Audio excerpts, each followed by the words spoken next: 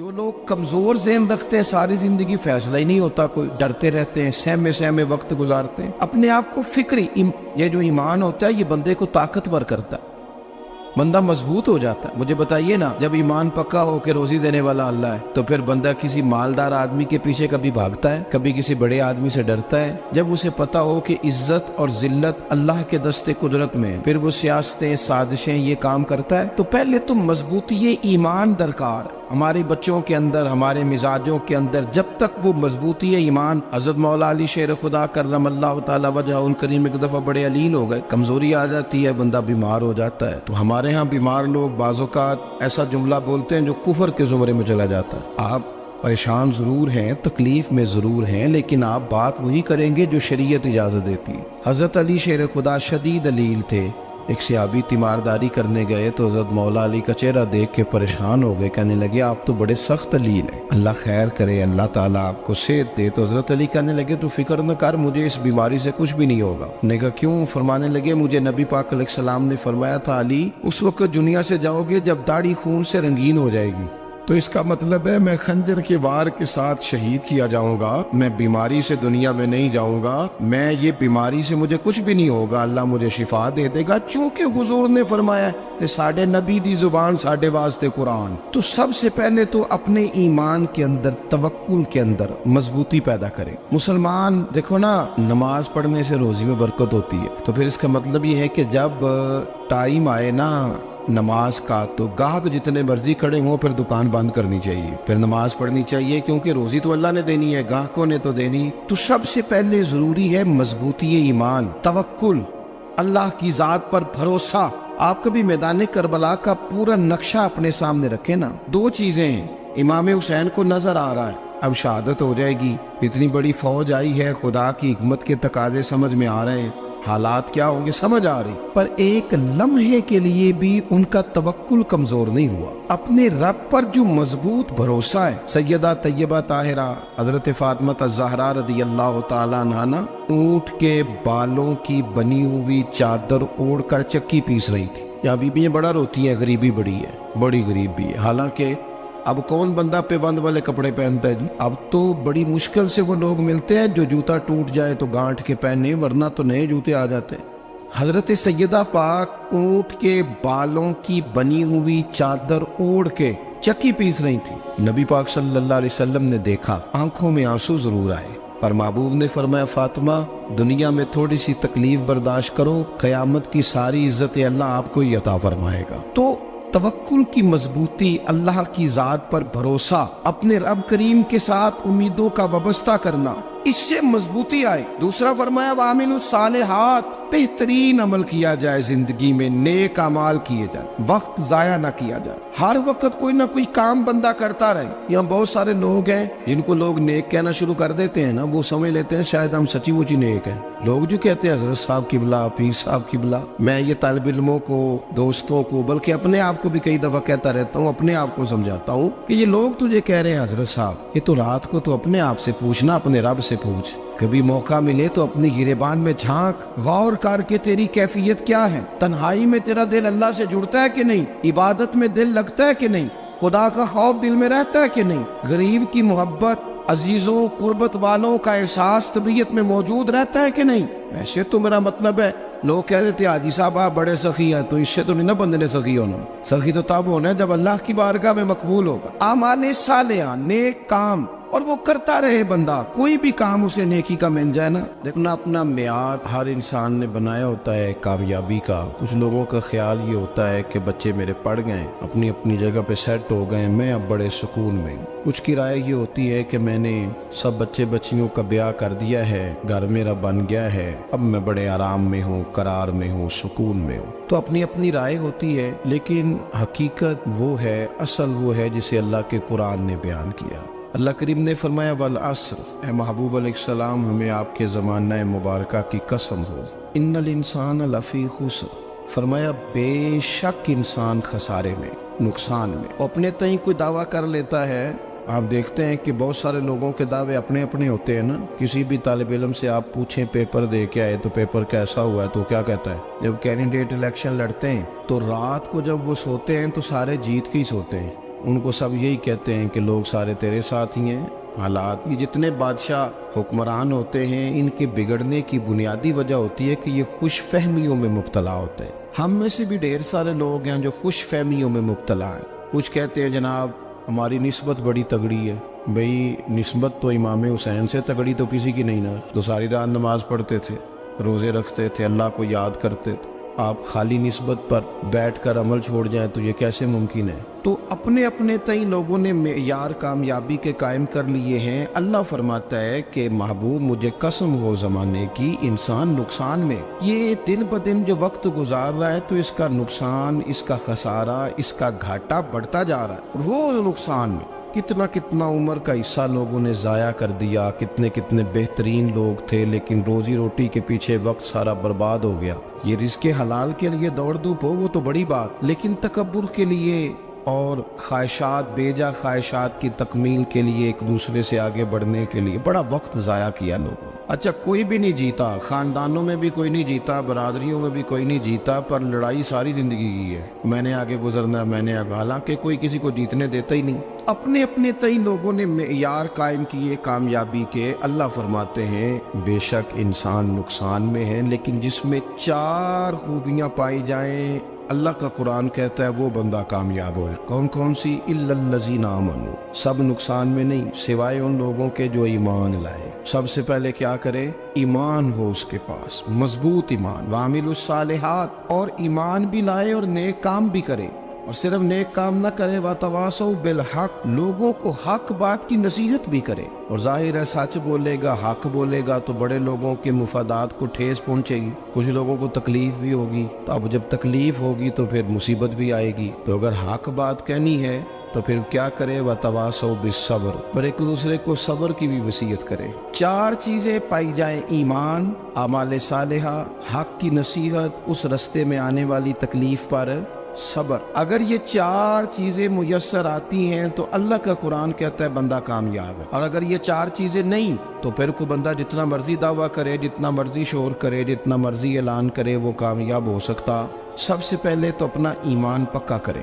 یہ جو کچی پکی باتیں کرتے ہیں نا لوگ، مسلمان جو ہوتا ہے نا، مسلمان وہ لاوارث نہیں ہوتا، وہ وارث والا ہوتا ہے. اس کا رب ہر وقت اپنی رحمت سے اس کی حفاظت کرتا ہے. مسلمان ہر وقت نبی پاک علیہ السلام کی نگاہ کرم میں رہتا ہے. اسے کمزور باتیں نہیں کرنی چاہیے کہ میرے کو پیچھے چڑھ گیا تو پتہ نہیں کیا ہو جائے گا، برادری مخالف ہو گئی تو پتہ نہیں کیا ہو جائے گا، سچ بول دوں گا تو لوگ پتہ نہیں مجھے مار دیں گے. ایسا ہو نہیں سکتا. چھری حضرت ابراہیم چلائے بھی نا تو حضرت اسماعیل کے حلق پہ چلنا اس نے تب بھی ہے جب اللہ حکم کرے گا. تو اللہ کی حکمت ہوگی، حکمت الہی ہوتی ہے تو کوئی کام ہوتا ہے، ورنہ ہوتا. تو اپنی طبیعت میں مضبوط ایمان، توکل، اللہ پہ بھروسہ، مضبوطی افکار کی، کچی باتیں نہیں. دیکھو نبی پاک صلی اللہ تعالی علیہ وسلم نے فرمایا نیکی کو کبھی حقیر نہیں سمجھنا، کبھی حقارت سے نہیں نیکی کرنی کہ یہ بڑی چھوٹی ہے تو میں اس کو کروں. آپ فرمایا کبھی حقیر نہ سمجھنا، نیکی کا کام جو بھی ملے کر دینا.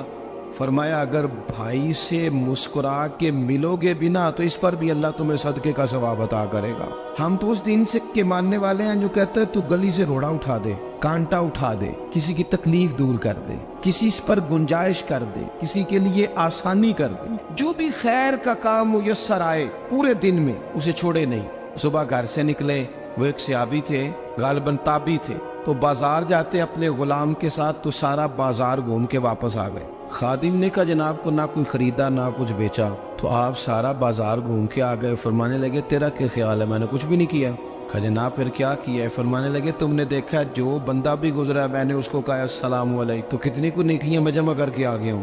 کوئی خیر جو میسر آئے. ہم سمجھتے ہیں کہ شاید کوئی کروڑ کو روپیہ ہوگا تو پوری مسجد بناؤں گا تو پھر میں نے نیکی کر دی ہے. شاید جناب میں، حالانکہ یہ چھوٹے چھوٹے کام ہے نا، چھوٹے چھوٹے کام، ان کی تو زیادہ ضرورت ہوتی ہے، ان کی تو زیادہ حاجت ہوتی ہے. کوئی آپ رستے میں گزر رہے ہیں تو نیچے کوئی کھڈا بنا ہوا ہے تو اس پر ہم کیا کرتے ہیں؟ گاڑی میں بیٹھ کے تبصرہ کرتے ہیں اے روڈ کھورے کدو بننا ہے. بھئی یہ کھڈا ہے نا تو آپ نیچے اترے نا تو آپ دھاوڑا لیں نا، کئی پکڑے نا، یہ تو 5 منٹ کا کام ہے.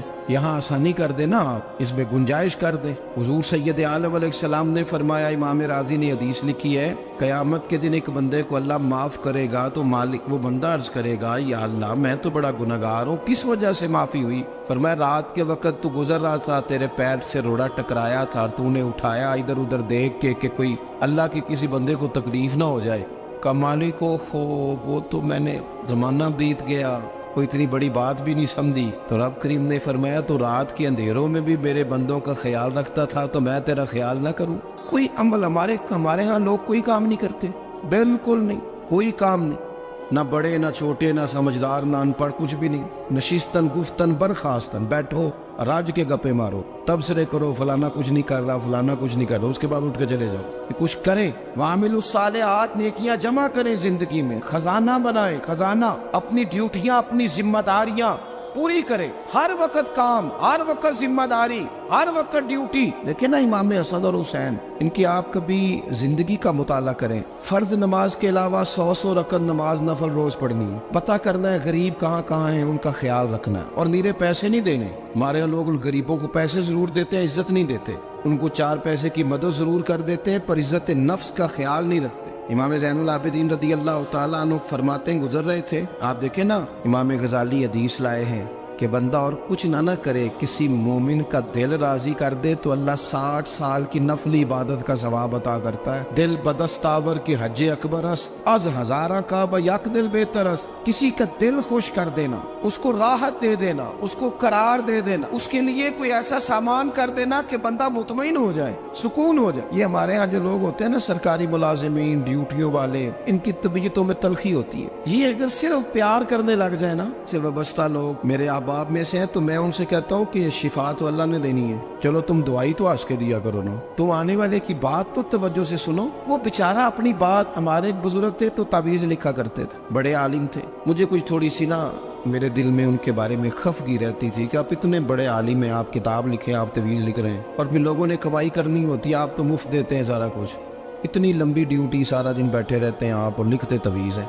मैंने एक दिन उनसे गुजारिश की, मैंने कहा शेख आप बड़े आदमी, जिन लोगों को अल्लाह ने रुसूख फिल इल्म अता फरमाया होता है, उनमें से आप, अल्लाह ने आपको पुख्तगी दी है, इल्म में शौरी आलिम में, आप सारा दिन तवीज़।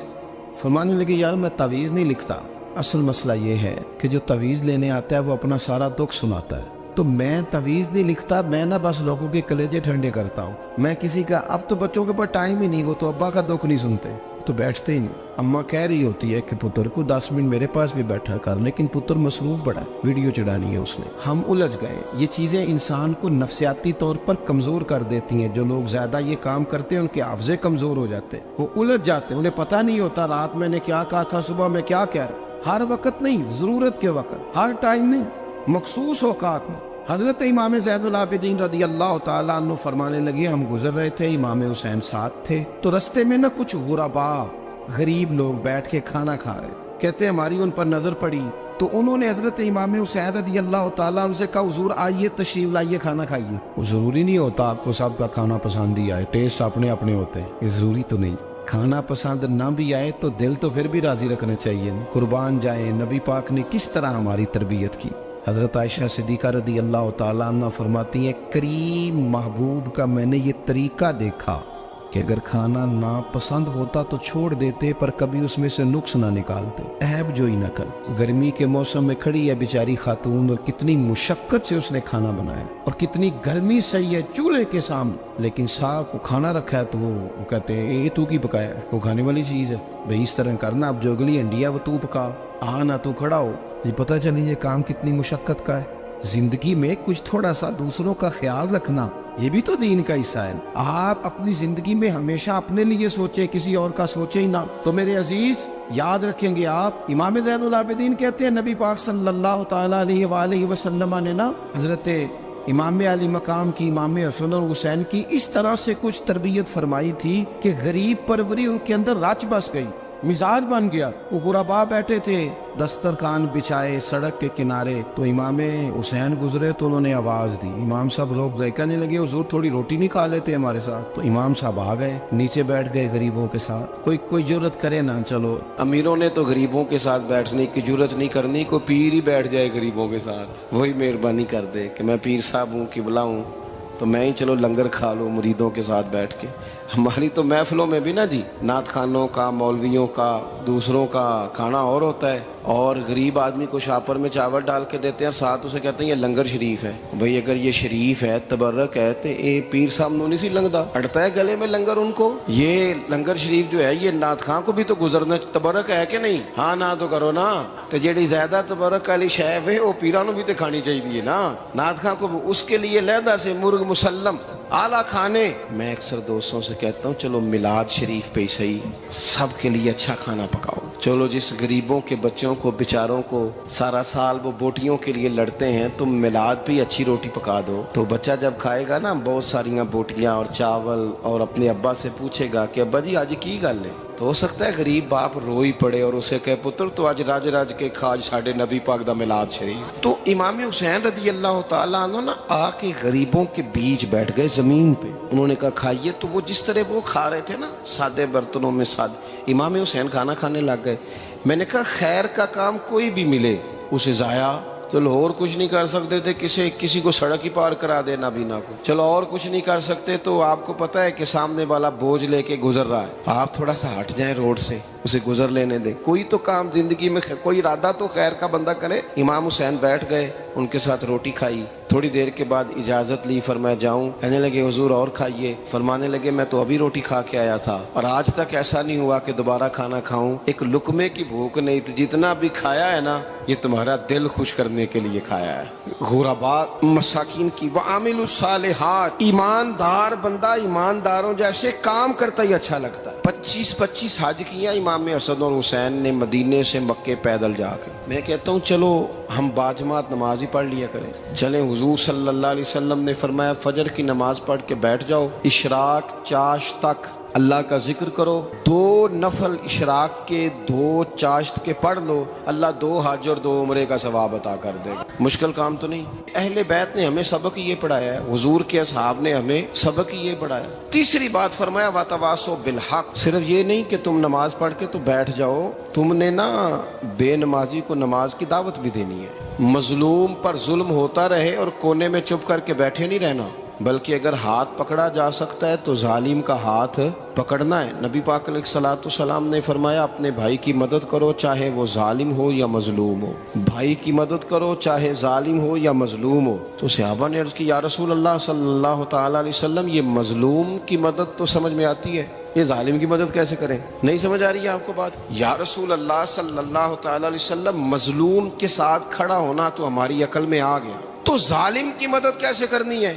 نبی پاک صلی اللہ تعالی علیہ وسلم نے فرمایا ظالم کو ظلم کرنے سے روک دو, تم نے اس کی مدد کر دی, اسے باز کرو. لیکن ہم تو اتنی جرت ہی نہیں رکھتے بدی کو بدی کہنے کی, اتنی طاقت ہی نہیں ہوتی. جھوٹ کو جھوٹ کہنے کی ہمت, ہمارے گھر میں سارا کچھ ہو رہا ہوتا ہے, ہمیں پتہ ہوتا ہے کہ فلاں جگہ پہ ہمارا قبیلہ ہماری برادری غلط ہے, پر اتنی جرت کرتے. ہم سچ بولتے ضرور ہیں پر دوسروں کے بارے میں, اپنے بارے میں سچ بولنے کو تیار نہیں ہوتے. جرت کا مظاہرہ کریں, زندگی میں حق کو حق کہنا سیکھیں, غلط کو غلط کہنا سیکھیں, جھوٹ کو جھوٹ کہیں, بدی کو بدی کہیں, سچائی کا ساتھ دیں ہمیشہ.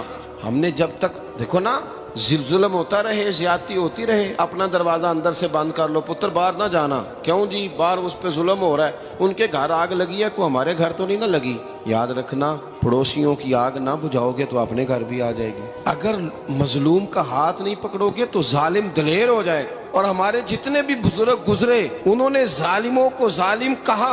امام احمد بن حنبل نے جیل کاٹی, امام اعظم ابو حنیفہ نے جیل کاٹی. آج کل لوگ کہتے ہیں مولانا صاحب آپ نے نا جناب غلط کو غلط نہیں کہنا, سیاست کی بات نہیں کرنی. کیوں جی؟ کس لیے نہیں کرنی؟ سیاست تو تدبیر کا نام ہے. بنو اسرائیل میں جتنی بھی تدبیر ہوتی تھی وہ سارے انبیاء کیا کرتے تھے. क्यों ना बात करें, ये जिन कुर्सियों पे आज तुमने जालिमों जाबिरों को बिठाया, ये कुर्सी तो हजरत अबू बकर सिद्दीक जैसे लोगों की है, ये तो हजरत उमर जैसे लोगों की सीट है, हजरत उस्मान गनी जैसे लोगों का काम है, मौला अली जैसे लोगों का काम है। गलत जगहों पे गलत लोग बिठा दिए और फिर झूठे को झूठा भी ना कहे, जालिम को जालिम भी ना कहे। हमसे ना रकम होंगे कसीदे यजीद के, क्योंकि हम लोग तो हुसैन के सीरत निगार हैं। ये क्या बात हुई, आप सच्ची बात ही ना करें, कलीमा हक कहें, हमेशा खरी बात कहें, सच्ची, गरचे अपना नुकसान हो, हक के साथ खड़े होना सीखें। वतवासो बिल हक, सारी आसानी थी, इमाम हुसैन को कोई मसला नहीं था, आराम से बैठे थे। आज कितने मौजों में बैठे हैं, पीर साहिबान, मौलवी साहिबान, खतीब साहिबान, सियासतदान, वडेरे, मौज लगी हुई है, किसी को कुछ नहीं कहना, कुछ कहेंगे तो फिर बंदे मुखालफत करेंगे। तो इमाम हुसैन मस्जिद नबी में जुम्मा पढ़ाते थे, चुप करके बैठे रहते। हुजूर सैयद आलम अलैहिस्सलाम के मज़ार अनवर के पास बैठे थे, बैठे रहते। लेकिन इमाम हुसैन ने फरमाया, जालिम हुक्मरान बने तो वो कौमों को तकलीफ देते हैं, वो मिली नुकसान करते हैं, वो उम्मत का चेहरा मोहरा बिगाड़ के रख देते हैं, लिहाजा खड़े होना पड़ता है, कलिमा हक कहना पड़ता है, इलाए कलिमतुल हक के लिए निकलना पड़ता है। आप अपनी जिंदगी के अंदर सच्ची बात करना सीखें। इलेक्शन के दिन आ गए, मेरे एक बड़े मोहब्बत वाले साथी थे, वो आ गए वोट के लिए। वैसे भी ये जो बीमारी हमारे मुल्क में ना जी, हमारे यहाँ हुक्मरान बाजों का कहते हैं, ओए हो जी जमहूरियत बड़ी ज़रूरी है। वो भाई किस मुसीबत का नाम है जमहूरियत? इकबाल तो कहते हैं कि ये वो चीज़ है कि जिसमें पता ही कोई नहीं होता, पढ़े लिखे अनपढ़ का, छोटे और बड़े का, सियाने और बेवकूफ़ का। जमहूरियत वो तर्ज हुकूमत है कि जिसमें बंदों को गिना करते हैं, तोला नहीं करते रहते हो हर वक्त। कौम को उसका हक मिलना चाहिए, गरीब की मदद होनी चाहिए, इंसाफ मिलना चाहिए। बाकी ये तुम्हारी कहानियां हैं डिक्टेटरशिप और जमहूरियत, और हमें तुम्हारी समझ भी नहीं आती। हर डिक्टेटर के साथ होते हो, बातें जमहूरियत की करते हो, जहां तुम्हारा दिल करता खड़े रहते हो। हमें तो कोई इससे गरज नहीं, काम होना चाहिए। बल्कि जो लोग कुव्वत नाफजा रखते हैं उन्हें समझना चाहिए कि मुल्क की भाग दौड़ हमेशा मजबूत हाथों में रहे, और वो इस तरह का निजाम वज़ा करें, मिल बैठे सारे इदारे कि गरीब की सुनी जाए। वो मुझे बड़ी अच्छी तरह याद है, जब वो एक हुकूमत ख़त्म हुई और जो एक फ़ौजी रह के गए थे 11 साल, उनकी हुकूमत आई तो मैं बाहर निकला तो एक बुजुर्ग थे, वो सुबह सुबह नाश्ता बेचा करते थे हमारे इलाके में, चावल और चने बने। तो मैंने उनसे कहा, बुजुर्गो पता लगा जी रात की हुकूमत बदल गई है। तो फरमान लगे, पुत्र जेड़ा मर्जी भी आ जाए, मैं तो यार चौल बेच के रोटी खानी, हमें तो इनसे गरज ही नहीं। अल्लाह जाने कौन आया कौन गया, तो खेल तमाशा बनाया हुआ है। तो झूठे को झूठा कहे। मेरे एक दोस्त हैं, इलेक्शन लड़ते हैं, मुझे एक दफा आके कहने लगे, आपने कभी वोट नहीं डाला, इस दफा जरूर डाले। मैंने कहा नहीं डालता मैं। कहने लगे, वोट कौम की अमानत है। तो मैंने कहा, अमानत किसी बेईमान को दे दूं? अमानत तो अमानतदार को दी जाती। नहीं समझे आप बात? ये सारे कहते हैं ना वोट कौम की, तो अमानत किसको देनी चाहिए? सही बताओ। चलो हुण तुसी बोलना नहीं, बस दिल च गल रखनी, दिल च। देंदे वैसे अमानतदारा नहीं हो ना? नहीं, मैंने कहा बोलना नहीं, एवं किसी को पता ना लग जाए। देते वैसे अमानतदारों को ही हो ना? ये अपने दिल से पूछो, फैसला लो, अल्लाह से डरो। जालिम का मददगार जालिम होता है, जालिमों का मददगार जालिम होता है। वो तेरे मेरे वोट पर जीत कर जब जुल्म करेगा तो फिर कौन है जो ये दावा करेगा कि जनाब मैं जालिम का मददगार नहीं? सोचो समझो, गौर करो। इमाम हुसैन रदी अल्लाह ताला अन्हु ने फरमाया, सच को सच कहेंगे, झूठ को झूठ कहेंगे। ये नहीं हो सकता कि जनाब जुल्म होता रहे और चुप रहे। और ये सबक कहाँ से पढ़ा उन्होंने? मौला अली शेर खुदा से। जब हजरत उस्मान गनी रदी अल्लाह ताला अन्हु पर बलवानियों ने हमला किया ना, तो चूंकि हजरत उस्मान गनी खालू थे इमाम हसन और हुसैन के, हजरत उस्मान खालू हैं, सगे खालू हैं, तो हजरत मौला अली शेर खुदा ने ये नहीं कहा कि पुत्र इतने बंदे आ गए हैं, तलवारें हैं, मुआसरा है, बाहर ना निकलना। बल्कि हजरत मौला अली ने खुद अपने दोनों बेटों को तलवारें पकड़ाई और हजरत उस्मान गनी के दरवाजे पे खड़ा करके कहा, पुत्र ख्याल रखना तुम्हारे होते हुए कोई भी शख्स हजरत उस्मान गनी का दरवाजा ना क्रॉस कर पाए। खुद अपने बच्चों, हर जंग में हजरत अली साथ लेके जाते थे। हम तो बच्चों को दिलेरी सिखाते ही नहीं, बुज़दिल। और कुछ हमें बाबे मिल गए, वो कहते हैं मुंडे नू साया है। मैं क्या बाबे नू आप साया है, इनू भी करो दम कराओ, इसको नजरी साया आता। कैसे नादानों से पाला पड़ गया। क्या होता है वो साया?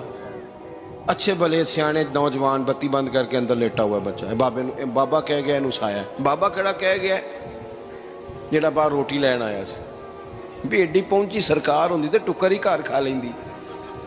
लोगों के किस्मत का हाल बताता है, अपनी इतनी खराब है कि मांगता फिरता है। क्या मजाक बनाया हमने अपने साथ। थोड़े समझदार हो जाए, हर बंदे की बात का असर कबूल ना किया करें। मोमिन के पास ताकतें होती हैं, جو جدھر لگاتا ہے چپ کر کے لگ جاتے ہو. ان الذین قالوا ربنا اللہ ثم استقاموا تتنزل علیہم الملائکہ. اللہ کہتا ہے تو ڈٹنا سیکھ، رب کا نام لے کے ڈٹ جا، رب تیری مدد کے لیے فرشتے بھی نازل کر دے گا. فرمایا یہ نبی مومنوں کے جانوں سے بھی زیادہ قریب ہے. ہم بڑا عام لفظ بولتے ہیں کہ فلاں چیز میرے دل کے بڑی قریب ہے، میری سوچ کے بڑی. جو لوگ دل کے قریب ہوتے ہیں ان کے پاس اٹھنے بیٹھنے کو دل کرتا ہے. تو اللہ کریم نے قرآن پاک میں فرمایا کہ یہ پیغمبر صلی اللہ علیہ وسلم تمہاری جانوں سے بھی تمہارے قریب ہے. اور حضور نے وضاحت کر دی، نبی پاک نے وضاحت کر دی. حضور نے فرمایا لا یؤمن احدکم حتی اکون احب الیہ من والدہ وولدہ والناس اجمعین او کما قال نبی صلی اللہ علیہ وسلم. فرمایا تم میں سے کوئی اتنی دیر تک مومن ہو ہی نہیں سکتا جب تک ہر چیز سے بڑھ کر مجھ سے پیار نہ کرے. ایک مثال دے لوں، بات آسان ہو جائے گی.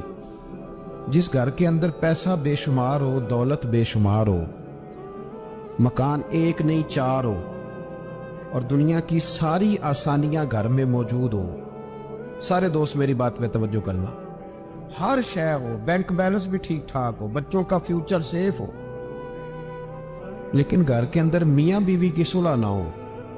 بچے کہتے ہیں گھر میں ہر چیز ہے پر امی اور ابا کا جھگڑا ہر وقت جاری رہتا ہے. وہ گھر صحیح چلتا ہے؟ آپ نے بولنا اس لیے نہیں کہ یہ باتیں لوگ، یہ گھر کے اندر کی باتیں ہیں نا. حالانکہ پاکستان کا تجزیہ یہ ہے کہ 95% میاں بیوی کے حالات ٹھیک نہیں. پاکستان یہ سرکاری اعداد و شمار ہے. 95% گھروں میں اختلاف رائے. یہ بات ذہن میں بٹھا لیں کہ میاں بیوی کا اگر اتفاق نہیں نہ ہوتا تو وہ کہیں کہ گھر میں کوئی بھی خوشی رہے گی تو یہ ممکن ہی نہیں، یہ سوال ہی نہیں پیدا ہو. 6 بچے ہوتے ہیں اور شادی کو 24 سال گزر جاتے ہیں پھر بھی طلاق ہو جاتی ہے. اس لیے کہ میاں بیوی کے لیے سب سے ضروری چیز آپس کی محبت ہے. اور یار کیا خوبصورت انداز ہے میرے رسول پاک علیہ السلام کا. جتنی شاندار طبیعت حضور نے مولا علی شیر خدا کی تھی اتنی کوئی کر سکتا ہے؟ اور جتنی اعلیٰ ترین تربیت اور حسن سیدہ فاطمہ کو اللہ نے دیا کسی اور کو مل سکتا ہے؟ لیکن میرے نبی پاک علیہ السلام نے ان کی شادی کے بعد ان کو اکٹھے بٹھا کے ان کے سر آپس میں جوڑ کے ہاتھ اٹھا کے دعا کی تھی کہ اے اللہ ان کے درمیان محبت پیدا فرما دے. میاں بیوی کے درمیان جو سب سے اہم چیز ہے وہ محبت ہے. بچے کہتے ہیں ہم کدھر جائیں، ابا کی سنیں کہ اماں کی سنیں؟ اور اکثر گھروں میں بچوں کی تربیت رک جاتی ہے اس لیے کہ میاں بیوی کا سلوک نہیں ہوتا، تباہی اتر جاتی. گھر کے اندر ہر شے ہے پر ان کا پیار نہیں. پتہ یہ چلا کہ گھر میں محبت نہ ہو تو گھر نہیں چلتا. اگر محبت کے بغیر ایک گھر نہیں چل سکتا تو محبت مصطفیٰ کے بغیر دین کیسے چلے گا؟